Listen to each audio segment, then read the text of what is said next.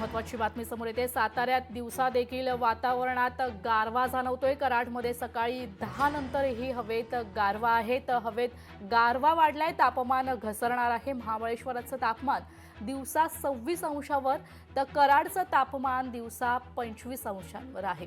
दिवसभर हवेत गारवा राहण्याचा अंदाज आता वर्तवला जातोय। याचाच आढावा घेतलाय आमचे प्रतिनिधी अभयकुमार देशमुख यांनी।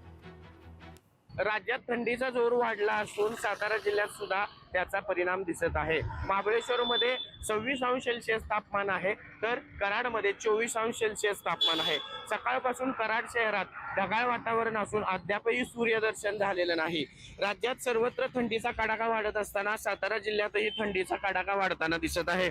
ढगाळ वातावरण सुद्धा दिसतंय, त्यामुळे रुग्णांच्या संख्येमध्ये सुद्धा वाढ होताना दिसते। कराडकरांना आता सूर्यदर्शनही झालेलं नाही, त्यामुळे अजूनही येणाऱ्या काळामध्ये थंडीचा जोर वाढणार असल्याचं सांगितलं जातंय।